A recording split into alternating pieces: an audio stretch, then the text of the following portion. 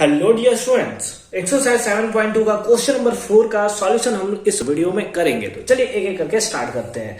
Question number 4 क्या है? Find the ratio. हमें रेशियो फाइंड आउट करना है in which the line segment joining the point इतना एंड इतना इज डिवाइडेड बाय इतना। आपको पता है कि जब भी रेशियो का बात आता है, मैंने आपको इसके बेसिक्स वीडियो में बता रखा है, रेशियो कहीं भी पूछे, रेशियो हमें लेना है k:1। क्या लेना है? k:1। आइए इसको फिगर के थ्रू और अच्छे तरीके से समझते हैं।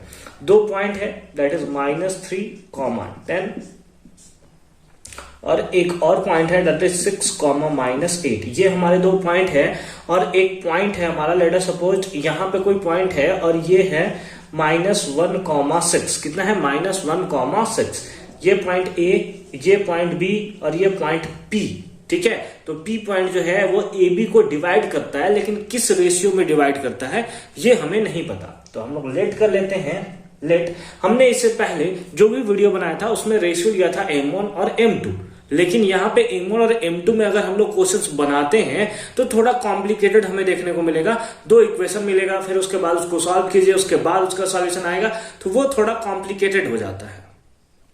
ठीक है, तो उससे बचने के लिए हमारे पास एक कॉन्सेप्ट आता है, हम लोग दोनों रेशियो को दैट इज M1:M2 के रेशियो को k:1 मान लेते हैं। यानी जहां पर भी रेशियो का क्वेश्चन आपको देखने मिले, आप k:1 रेशियो ले लोगे और फटाफट से फिर सॉल्व कर दोगे।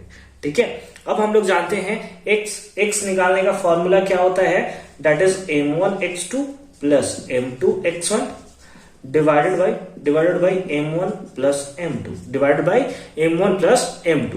x के प्लेस पे वैल्यू कितना है, दैट इज -1।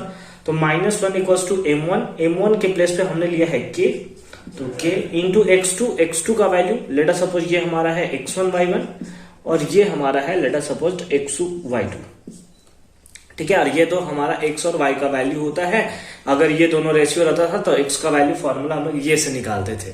ठीक है, हमें तो x गिवन है तो हमने x के लिए लगा लिया k, M1 का वैल्यू हमने k पुट किया, x2 का वैल्यू कितना है, दैट इज 6 प्लस M2 का वैल्यू कितना है, दैट इज 1 इंटू x1 का वैल्यू कितना है, that is -3 divided by M1 plus M2 that is k+1।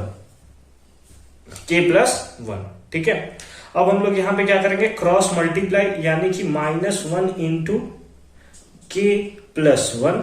ठीक है, और इसके नीचे बाई 1 लेकर क्रॉस मल्टीप्लाई कर सकते हैं। तो ये कितना हो जाएगा, 6k है तो 1 से ही मल्टीप्लाई, तो नॉर्मल मल्टीप्लाई है, प्लस माइनस 3 1 जा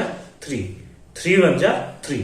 अब यहाँ पे क्रॉस मल्टीप्लाई करेंगे, सॉरी हम तो कर लिया। यहाँ पे नॉर्मल मल्टीप्लाई करेंगे हम लोग, k into -1 that is -k, minus और प्लस माइनस, 1 1 जा 1 इक्वल्स टू कितना हो गया, 6k और इधर हो गया -3। ठीक है, अब क्या करते हैं, ये प्लस में इधर इसको लाते हैं माइनस में, तो -6k